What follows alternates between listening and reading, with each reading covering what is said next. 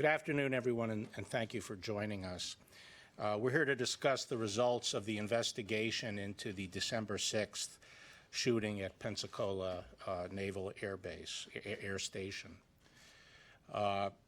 Joining me today are David Bowdich, who is the Deputy Director of the FBI, Rachel Rojas, who is the Special Agent in charge of the Jacksonville Field Office, John Demers, the Assistant Attorney General of the National Security Division, Larry Keefe, the U.S. Attorney for the Northern District of Florida, and Mike Sherwin, who was a national security prosecutor in Miami, but is currently serving in the Office of the Deputy Attorney General.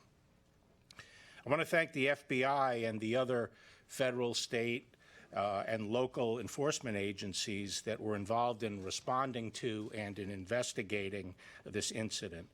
I want to thank them for their rapid and excellent work.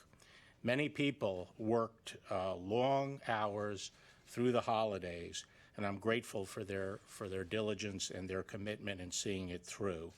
And you'll be hearing from the Deputy Director shortly about the details of the Bureau's investigation, which was truly superb. In considering this case, we have to remember that there are thousands of Allied pilots and other military personnel who receive training on military bases throughout the United States. These military partnerships are critically important to our country. The Royal Saudi Air Force, which flies American-made aircraft, is an important military partner and has long had a training relationship with the United States. On December 6, 2nd Lieutenant Mohammed Saeed al-Shamrani, a member of the Royal Saudi Air Force, entered a building on grounds of the Pensacola Naval Air Station and killed 3 U.S. sailors and severely wounded 8 other Americans. He was killed during the attack. This was an act of terrorism. The evidence shows that the shooter was motivated by jihadist ideology. During the course of the investigation, we learned that the shooter posted a message on September 11th of this year stating, "The countdown has begun." During the Thanksgiving weekend, he then visited the 9/11 memorial in New York City. He also posted other anti-American, anti-Israeli, and jihadi messages on social media, including 2 hours before his attack. Early reports indicated that the shooter arrived at the site accompanied by other Saudi cadets who took video during the attack. These reports turned out not to be accurate. The shooter arrived by himself. The other Saudi cadets happened to be in the area, and after the attack began, they took some videos of the resulting commotion around the building. They fully cooperated in the investigation, as did all other Saudi cadets who were interviewed by the FBI at the base and in other bases around the country. After al-Shamrani entered the building and cased the facility, he proceeded to walk around, shooting down his unarmed victims in cold blood. During and after this heinous attack, there were many specific acts of courage, and I want to draw special attention to 2 U.S. Marines, Gunnery Sergeant Ryan Maisel and Staff Sergeant Samuel Mullins. They were outside the building when they heard the gunfire, and although unarmed, they ran into the building to confront the shooter. Their only weapon was a fire extinguisher that they pulled off the wall as they ran toward the gunfire. Although they were unable to engage the shooter, they helped save many lives by giving CPR and other urgent medical aid to the victims. I would also like to mention the heroic acts of Navy Airman Ryan Blackwell. The shooter shot Airman Blackwell 5 times, yet he managed to jump on top of a fellow sailor to keep her from being shot, and then assisted other students and helped them escape, all while taking fire from the shooter. Ryan Blackwell's heroic acts saved countless lives that day. And we're grateful for the bravery of the base personnel and the local law enforcement responders who initially arrived at the scene and engaged the shooter. I would also like to address the cooperation of the Kingdom of Saudi Arabia. The Kingdom of Saudi Arabia gave complete and total support to our counter-terrorism investigation. They ordered all Saudi trainees to fully cooperate. This assistance was critical to helping the FBI determine whether anyone assisted the shooter in these attacks. While there is no evidence of assistance or pre-knowledge of the attack by other members of the Saudi military or any other foreign nationals who were training in the United States, we did learn of derogatory material possessed by 21 members of the Saudi military who were training in the United States. 17 had social media containing some jihadi or anti-American content. However, there was no evidence of any affiliation or involvement with any terrorist activity or group. 15 individuals, including some of the 17 I just mentioned, so there is overlap, had some kind of contact with child pornography. While one of these individuals had a significant number of such images, all the rest had one or two images, in most cases posted in a chat room by some other person or received over social media. The relevant U.S. attorneys' offices independently reviewed each of the 21 cases involving derogatory information and determined that none of them would, in the normal course, result in federal prosecution. However, the Kingdom of Saudi Arabia determined that this material demonstrated conduct unbecoming an officer in the Royal Saudi Air Force and in the Royal Navy, and the 21 cadets have been disenrolled from their training curriculum in the U.S. military and will be returning to Saudi Arabia later today. The Kingdom has assured me that it will review each of these cases under their code of military justice and their criminal code. The Kingdom has also agreed that we will have full access to anyone we want to interview in Saudi Arabia and any documents relevant to our investigation. Indeed, they have already been providing documents. Further, the Kingdom has assured us that if we later decide to charge any of those being sent back to Saudi Arabia in connection with this counterterrorism investigation, they will be returned for trial. We appreciate the Kingdom's cooperation in this case. Finally, I want to address an issue regarding the shooter's phones. The shooter possessed 2 Apple iPhones, seen here on the posters. Within one day of the shooting, the FBI sought and received court authorization, based on probable cause, to search both phones in an effort to run down all leads and figure out with whom the shooter had been communicating. During the gunfight with the first responders, the shooter disengaged long enough to place one of his phones on the floor and shoot a single round into the device. It also appears the other phone was damaged.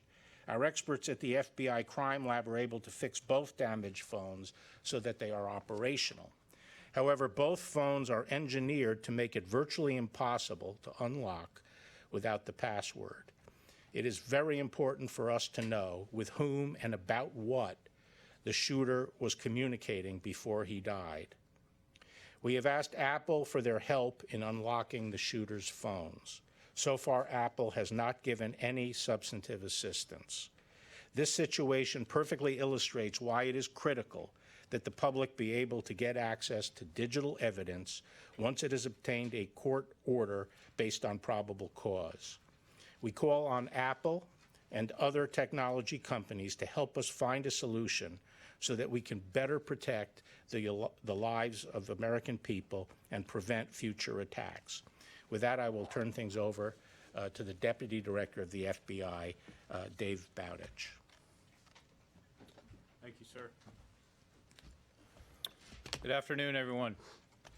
I'd like to offer a brief overview of our investigation into this particular attack. As you can imagine, this has been a large and incredibly complex investigation.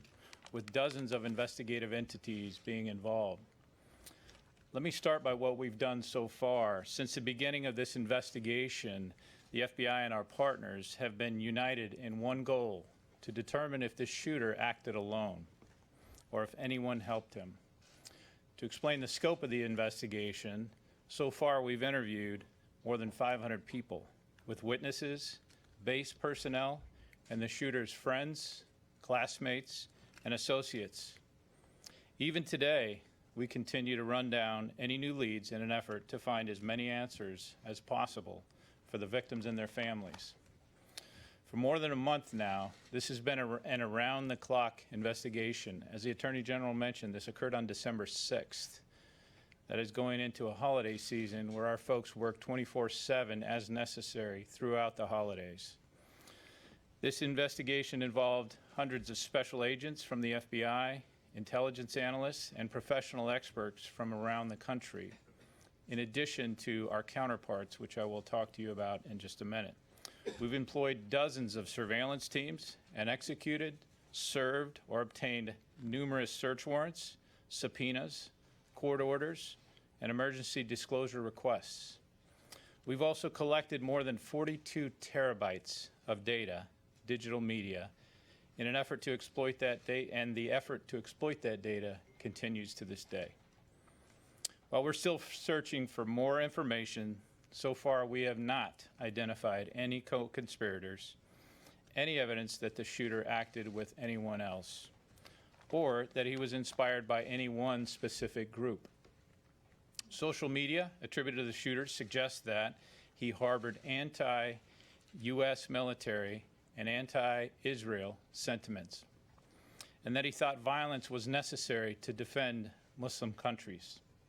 In addition, just prior to the attack, a statement was posted to his social media accounts, which had many parts of Anwar al-Awlaki, a now deceased senior leader of al-Qaeda in the Arabian Peninsula. It had many messages that were very similar to Anwar al-Awlaki. And during the attack, the shooter fired shots at pictures of the current U.S. president and a former U.S. president, and a witness at the scene recounted that he made statements critical of American military actions overseas. Regarding the attack, I can now share that this shooting lasted approximately 15 minutes. Naval security forces engaged the shooter approximately 8 minutes after the shooting began. And we've determined that he was ultimately killed by law enforcement officers who responded very bravely that day. At the crime scene, we found a semi-automatic handgun with an extended magazine, several ammunition magazines, and approximately 180 rounds of ammunition. As announced previously, the ATF identified the shooter's weapon as having been lawfully purchased in July 2019 in the state of Florida. It was purchased under a hunting license exception. This exception allows non-immigrant visa holders who otherwise are not permitted to buy firearms or ammunition to purchase them if they have a valid state-issued hunting license, permit, or other required documentation. Partnerships are crucial in any case like this. Unfortunately, we have way too many cases like this. But I do want to take a moment to thank our other partners in this investigation, to include other federal, state, and local agency partners for their hard work. And they include the Naval Criminal Investigative Service, the Air Force Office of Special Investigations, the ATF, the Homeland Security Investigations, and the Florida Department of Law Enforcement. I especially want to recognize the brave Naval Security Forces personnel who responded to the initial call for help, as well as the Escambia County Sheriff's deputies who also responded and very bravely ran in to face down danger. They did their jobs that day, and they did them well. Those heroes saved lives that day. We do believe that very firmly. And 3 of them paid a price for it. 3 of them were wounded that day. All 3 are recovering. but they paid a price for it that day. I'm also grateful to our FBI Jacksonville field office and its personnel, and a host of supporting FBI headquarters personnel and resources from other field office. As you can imagine, when you have a significant crisis investigation like this, we will surge resources from throughout the country, and this case was no different. Finally, I want to echo the Attorney General's point about the challenge that law enforcement faces from default user-controlled encryption. The FBI continues to work with our private sector partners to find the right solution for accessing the digital evidence we need to stop criminals and terrorists alike. We're not trying to weaken encryption, to be clear, and after all, data security is a central part of our mission. But even with a court order, to date, we cannot access the contents of the 2 phones that the Attorney General referenced previously in this investigation, and countless devices in other investigations. We want to work together with the private sector companies so that we can lawfully access the evidence and information we need to keep our country and its citizens safe. This is not a problem that only the federal government has. This is a problem that affects our state and local partners, as well as many of our international partners, and we talk about this on a daily basis. We need to continue to work together between public and private sector to find a solution to this very challenging problem. Thank you.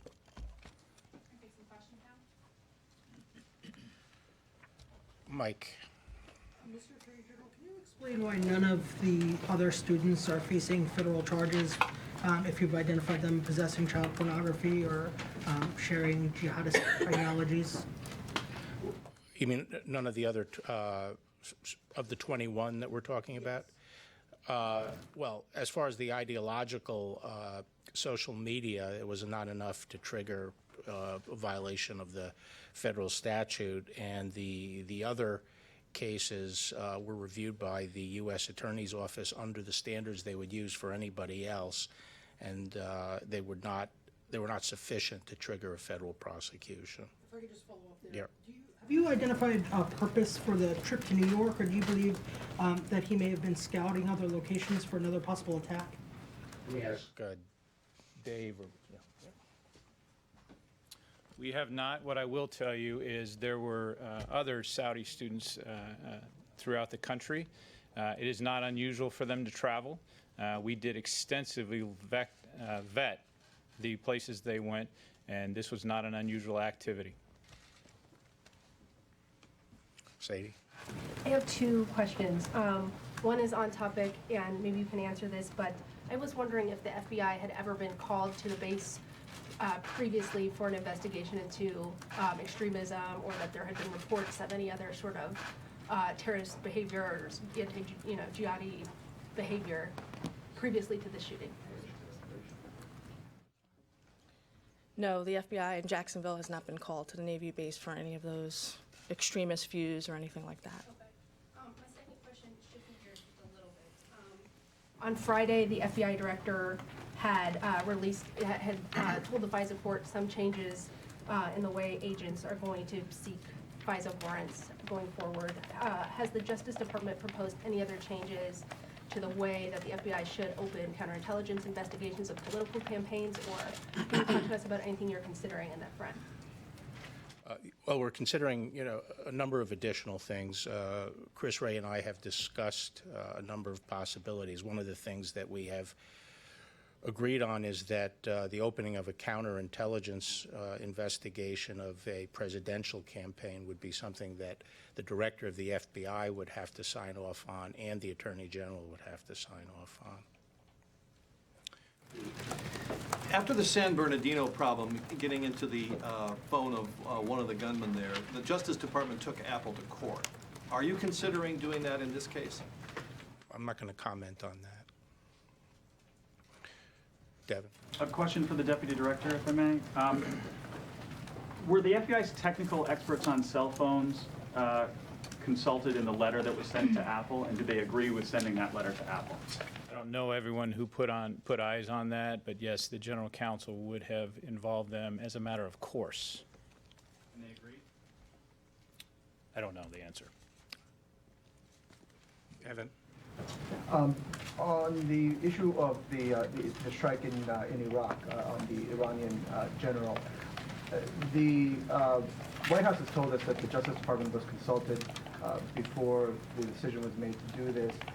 Can you explain to people in Congress, including conservatives, who have questions about whether or not this was a constitutional strike, given the fact that the Constitution gives Congress the right to declare war?